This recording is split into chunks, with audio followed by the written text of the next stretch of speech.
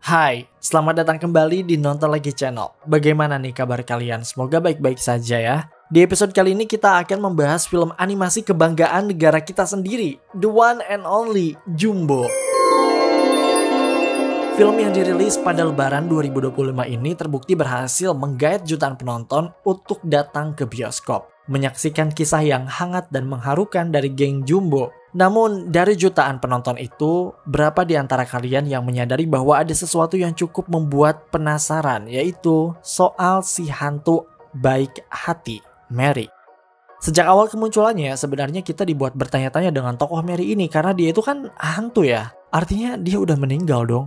Nah, kenapa Mary bisa meninggal di usia yang sangat muda? Dia meninggal pas waktu masih kecil loh. Sebenarnya apa yang terjadi padanya? Dan apakah dia meninggal berbarengan dengan kedua orang tuanya?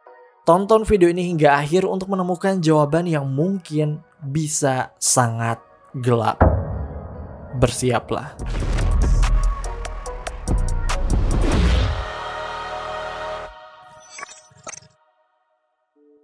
Oke, saat naskah ini dibuat, Jumbo masih tayang di bioskop dan sudah ditonton oleh lebih dari 4 juta penonton. Kira-kira sekarang udah berapa ya?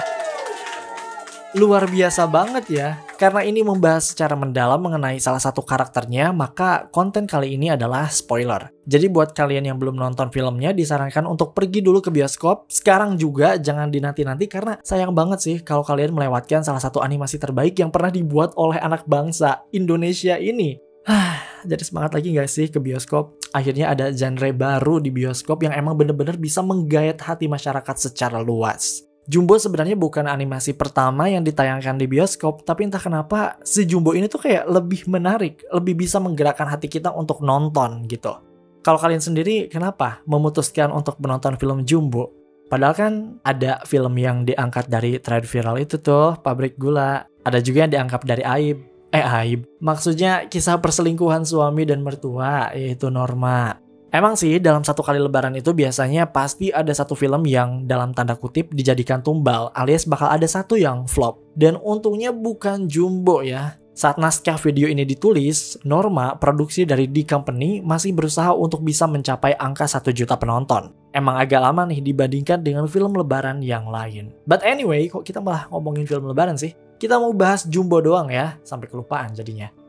Abisnya banyak banget ya film lebaran yang tayang tahun ini, tapi kita seneng banget karena Jumbo menjadi salah satu film yang sangat diminati. Ini tuh kayak semacam gebrakan gitu nggak sih? Jumbo ini visual animasinya bagus, ceritanya menyentuh, komedinya ngakak, voice aktornya juga nggak kaleng-kaleng. Pokoknya ini adalah karya yang nyampe ke hati kita karena pastinya memang dibuat dengan hati juga.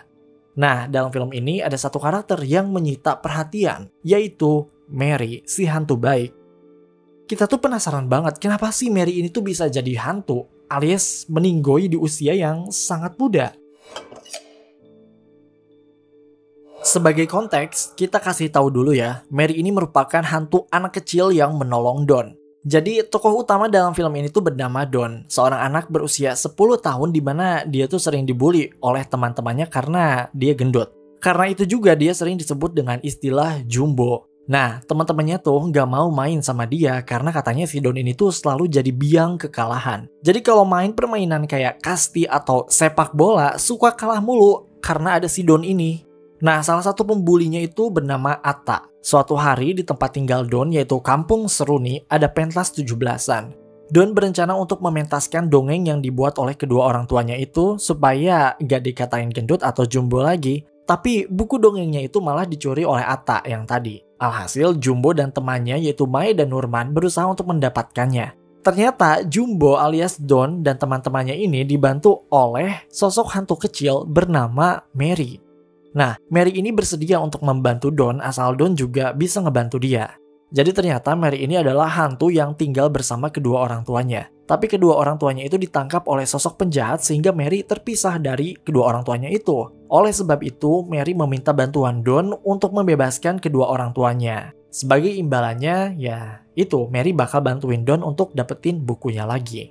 Sekilas memang kisah antara Don, Mary, dan kawan-kawannya ini terasa sangat magical, ajaib gitu ya. Apalagi dalam filmnya emang diliatin sebagai film yang sangat colorful, sangat cheerful gitu. Tapi siapa sangka bahwa memang di sini ada satu misteri yang tidak terjawab, yaitu apa yang terjadi pada Mary dan keluarganya. Karena kalau dilihat dalam filmnya, Mary dan keluarganya ini tuh kayak meninggal berbarengan gitu nggak sih? Gak tau ya, karena Mary ini tuh selalu diperlihatkan sangat menyayangi mami papinya dan sering banget Mary ini juga diperlihatkan bersama mereka. Kita jadi mikir kalau Mary dan mami papinya itu meninggal berbarengan. Dan sayangnya Mary meninggal di usianya yang sangat muda. Nah, untuk mengetahui apa yang terjadi pada keluarganya, kita bisa memperhatikan beberapa detail penting yang ada dalam film ini. Seperti usia para karakternya, khususnya Mary, dan juga bahasa yang dipakai oleh orang tua Mary. Ingat dua hal ini ya, karena ini penting. Usia dan bahasa. Oke, siapkan mental kalian karena mungkin teori ini akan agak sedikit mengganggu. Oke, untuk mengetahui umur dari Mary, kita harus tahu dulu waktu atau tahun-tahun yang jadi setting ceritanya. Dari sini ini, kita bisa tahu bahwa film Jumbo ini bersetting di tahun 2000. Pada saat itu, umur Jumbo sudah 10 tahun, dan ini based on Wikipedia dan juga dari sutradaranya sendiri dari podcast Raditya Dika yang ini. Jadi di tahun 2000, Don ini udah 10 tahun, ya, berarti Don ini lahir di tahun 1990. Sementara Mary ini berapa ya usianya? Nah, kita bisa track usia Mary dari sedikit twist yang ada di ending filmnya. Buat kalian yang udah nonton pasti inget ya bahwa oma atau neneknya dari Don itu sempat menunjukkan album foto dia ketika waktu masih kecil. Dan ternyata omanya Don ini kan temenan sama Mary. Jadi hantu Mary itu sebenarnya adalah teman oma di masa lalu. Artinya, kalau Mary ini masih hidup berarti mungkin usianya gak bakal jauh beda dari oma. Orang mereka temenan kok, satu generasi, ya kan? Nah, masalahnya adalah kita nggak tahu umur pasti dari oma ini tuh berapa. Maksudnya kalau kita tahu umurnya oma, mungkin kita juga bisa tahu umurnya Mary. Pasti ya nggak jauh beda, ya nggak sih? Nah, sekarang untuk mengetahui umurnya oma Don, kita pakai pendekatan ke umur para pengisi suaranya aja. Kenapa? Ini ada alasannya dan cukup masuk akal juga. Gini, kalian ngerasa nggak sih kalau setiap karakter di film Jumbo ini tuh dibuat serealistis mungkin? Ini bikin kita kagum sekaligus tercengang juga sebenarnya. Kayak misalkan karakter si Jumbo atau Don. Di film ini dia berusia 10 tahun. Dan saat ini Prince Putirai sebagai pengisi suara Jumbo telah berusia 11 tahun. Well, sebenarnya Prince ini sudah melakukan rekaman suara sejak tahun 2021 yang pada saat itu usianya masih 8 tahun. Gak jauh beda kan? Maksudnya masih di range 8-11 tahunan. Dan karakter Jumbo di film ini juga usianya di range segitu. Ya nggak sih, usia 10 tahun. Paham kan maksudnya? Intinya adalah usia karakter dalam film Jumbo ini bisa kita tebak dari usia para pengisi suaranya. Sekarang kita cari usia omanya Don. Pengisi suaranya adalah seorang pemeran legendaris bernama Ratna Riantiarno yang sekarang sudah memasuki usia 72 tahun. Artinya omanya Don ini dalam film Jumbo berumur ya sekitar usia segitu. Bisa 69, 70, 71, 72 atau mungkin 73. Yang pasti memang omanya Don ini adalah karakter paling tua di sini. Nah, sekarang kita udah tahu usia oma itu antara 69 sampai 73 tahunan. Berarti usia Mary kalau dia masih hidup juga sekitar segitu, sekitar 69 sampai 73 tahunan juga. Paham ya? Kenapa ini penting untuk di breakdown? Karena dari usia mereka lah kita bisa mengetahui apa yang sebenarnya terjadi pada Mary dan mami papinya. Oke, sekarang kita sudah mengetahui umur omanya Don dan juga Mary jika ia masih hidup yaitu sekitar 69 sampai 73 tahun. Maka, jika film ini bersetting di tahun 2000, maka mereka itu lahir pada tahun 1930-an. Dan kalian tahu apa yang sedang terjadi di Indonesia pada saat itu? Benar sekali, Indonesia masih berada di bawah pemerintahan kolonial Belanda alias periode penjajahan Belanda. Apa yang sebenarnya terjadi pada mereka?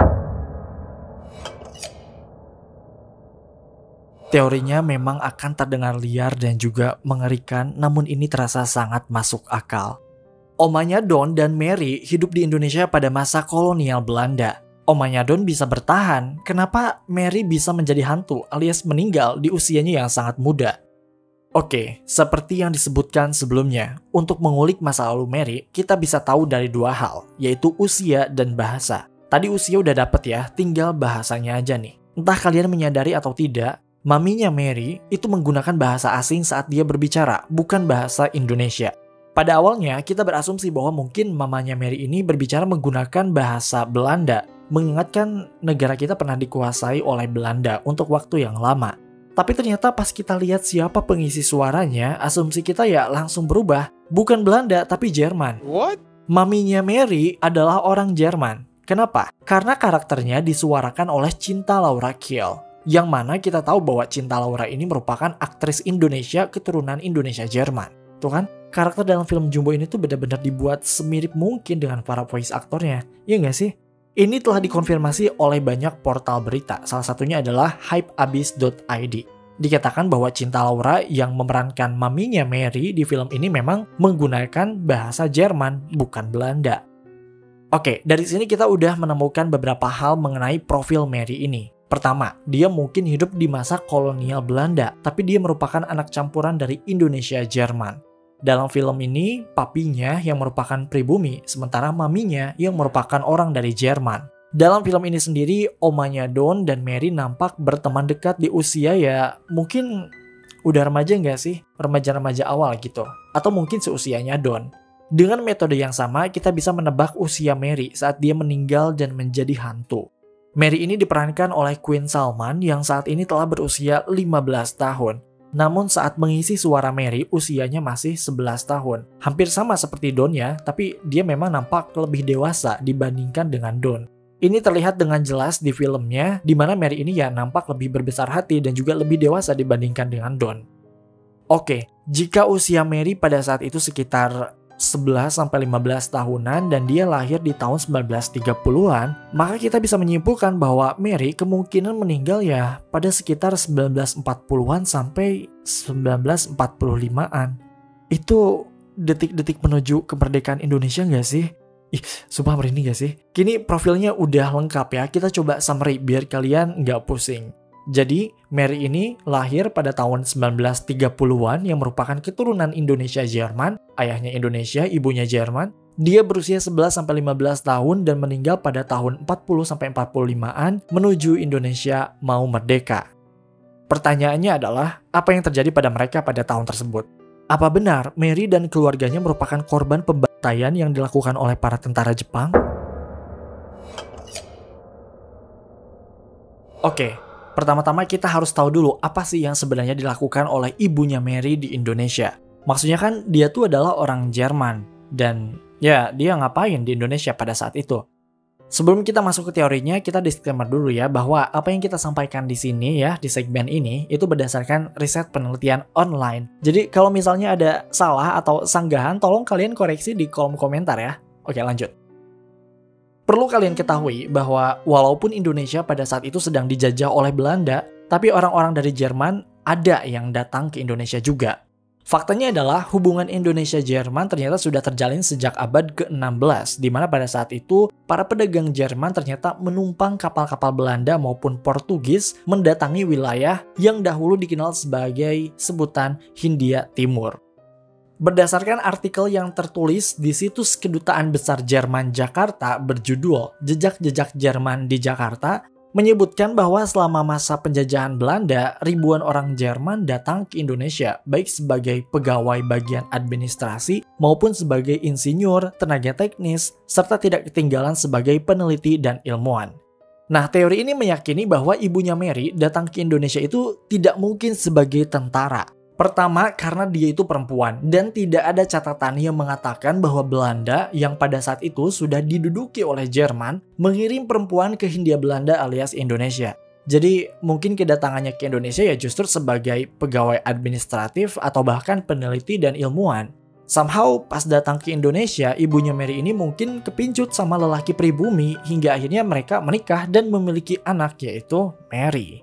Hingga pada akhirnya keluarga kecil ini tiba pada tahun 1940-an atau 1945-an saat Mary berusia 11-15 tahun. Pada periode itu, Indonesia memang perlahan sedang menorehkan sejarah. Setelah terjadi peperangan antara Belanda dan Jepang, Jepang akhirnya berhasil menguasai Indonesia pada tahun 1942. Peperangan tersebut tentu saja menimbulkan banyak korban jiwa baik dari pihak Jepang maupun Belanda. Nah, tolong kalian ingat bagian ini. Pada awalnya kita mengira bahwa keluarganya Mary yang merupakan campuran Indo-Jerman itu mungkin habis dibantai oleh tentara Jepang. Tapi rupanya itu mungkin tidak pernah terjadi karena ternyata pada saat itu Jepang justru bekerja sama dengan Jerman. Jadi pada masa Perang Dunia Kedua ada dua kelompok yang bertengkar. Aduh, bukan bertengkar, apa ya bahasanya? Berperang gitu ya. Jadi pas waktu Perang Dunia Kedua itu tuh ada dua kelompok yang berperang, yaitu Blok Poros dan juga Blok Sekutu. Blok Poros itu terdiri dari Jerman, Jepang, dan Italia. Sementara Blok Sekutu terdiri dari Inggris, Prancis, Uni Soviet, Amerika Serikat, dan Cina. Nah, dari sini udah jelas ya bahwa Jerman itu bersekutu dengan Jepang yang tergabung dalam Blok Poros. Artinya, ketika Jepang datang ke Indonesia, ibunya Mary itu berpotensi untuk berada di posisi yang aman, selamat. Ya karena Jepangnya sendiri kan temen dia, ya nggak sih? Sekutu negaranya sendiri, ya nggak? Jadi, asumsi bahwa keluarganya Mary dibantai oleh Jepang kayaknya kurang tepat deh. Jadi, siapa yang udah ngebantai keluarganya Mary? Alih-alih dibantai oleh Jepang, ada kemungkinan bahwa keluarga Mary justru dibantai oleh penduduk Indonesia sendiri. What? Di Indonesia terdapat sebuah masa yang sangat menggelora pada saat itu yang disebut dengan masa bersiap. Ini kita ceritain dulu dikit ya biar kita nyambung obrolannya. Jadi setelah Insinyur Soekarno mengumumkan kemerdekaannya pada 17 Agustus 1945, Indonesia tuh nggak langsung lepas dari penjajah guys, enggak. Masih banyak perlawanan dan peperangan yang terjadi. Hal ini disebabkan karena kolonial Belanda masih merasa berhak atas negara ini. Karena mereka berasumsi bahwa sejak ratusan tahun kan negara ini dibangunnya sama Belanda gitu. Makanya mereka merasa berhak atas dunia ini, atas negeri ini. Tentu saja hal ini ditentang oleh pribumi, orang udah mereka kok. Nah singkatnya, walaupun sebenarnya ini nggak bisa dipersingkat, inilah yang menjadi salah satu penyebab adanya agresi militer Belanda. Kita udah nasionalis, udah berdaulat, tapi Belanda tuh nggak terima. Akhirnya mereka melakukan penyerangan pada tahun 47 sampai 1949. Nah, ternyata sebelum adanya agresi militer ini terjadi, sebenarnya ada negosiasi yang dilakukan oleh pemerintah Belanda pada Indonesia. Jadi sebelum ada agresi, ini ada negosiasi dulu. Cuma negosiasi itu kesannya ya, pada saat itu Belanda tuh kayak nampak meremehkan Indonesia. Dan disinilah pembantaian itu terjadi. Masa bersiap yang dimulai pada tahun 1945 menunjukkan bagaimana orang-orang Belanda, Jepang, Eropa, Indo-Belanda dibantai, dirampok, hingga dicekkan oleh pribumi. Pokoknya pada saat itu, pribumi ini yang udah kesal melakukan hal-hal di atas. Bahkan tidak segan, mereka juga membunuh orang pribumi juga yang pro terhadap mereka. Saking mengerikannya peristiwa tersebut, korban jiwa yang terhitung dalam rangkaian peristiwa itu mencapai 3.500 hingga 20.000 orang. Kebayang gak sih mengerikan apa? Dan kabar buruknya adalah, sepertinya keluarga Mary merupakan salah satu korban dari kengerian pada masa bersiap ini. Seperti yang disebutkan sebelumnya, pribumi ini kan membabat habis orang-orang Belanda, Eropa, Jepang, dan lainnya. Pribumi ingin segera berdaulat dan tanahnya itu pengen bersih dari para penjajah. Lah di sini ada Mary dan keluarganya. Walaupun papinya Mary ini adalah pribumi, tapi ya sepertinya dia juga ikut terbantai karena bagaimanapun dia adalah suami dan ayah yang baik seperti yang kita lihat dalam filmnya. Papinya Mary mungkin pada saat itu ya melindungi keluarganya, melindungi istrinya yang merupakan keturunan dari Jerman. Papinya Mary dianggap sebagai pribumi yang melindungi penjajah sehingga ia pun menjadi korban. Itulah sebabnya kenapa di film ini keluarga Mary selalu diperlihatkan sebagai keluarga yang selalu bersama. Ya mungkin saja mereka memang dibantainya itu berbarengan. Ya nggak sih, sedih banget nggak sih? Dari penjelasan ini cukup solid dia untuk mengatakan bahwa mungkin memang benar bahwa keluarga Mary merupakan korban dari peristiwa masa bersiap itu. Jika teori ini memang benar, ngerasa sedih gak sih? Apalagi kan omanya Don itu kan sama Mary sahabatan. Kebayang gak sih dua sahabat pada zaman penjajahan, yang satu pribumi, yang satu Jerman, dan sayangnya teman yang dari Jerman ini harus meninggal di usia muda karena situasi. Ini jadinya persahabatan yang terhalang oleh kebangsaan ya. Tapi menarik juga sih kalau misalnya ada series atau spin-off yang menunjukkan persahabatan antara Mary dan omanya Don. Kita tunggu nih V-Cinema Pictures untuk karya selanjutnya. Oke guys, itu dia teori gelap film lainnya, episode spesial Jumbo. Menurut kalian, apakah keluarga Mary merupakan korban dari pembantaian massal saat masa bersiap? Jika memang benar, sebenarnya ada satu hal yang cukup janggal, yaitu mengenai kuburan dari keluarga Mary. Maksudnya, jika memang mereka dibantai, kenapa mereka memiliki kuburan bahkan memiliki nisan? Biasanya kan korban pembantaian gitu kan dikuburnya itu berbarengan gitu ya. Apakah mungkin mereka dikuburkannya oleh keluarga Oma? Bisa jadi tuh, tulis pendapat kalian di kolom komentar. Terima kasih karena telah menonton video ini hingga akhir. Luangkan waktu untuk like, share, dan komen jika kalian suka video ini. Tekan tombol subscribe dan aktifkan notifikasi loncengnya supaya kalian tidak pernah ketinggalan video-video terbaru dari kami. Dan sebagai bentuk dukungan kalian terhadap berkembangnya channel ini, mari terhubung lebih dekat dengan cara follow kami di Instagram di @nontonlagi.channel. Dan jangan lupa Creepy Crime Case kini hadir di Spotify. Sampai jumpa di episode Nonton Lagi Channel berikutnya.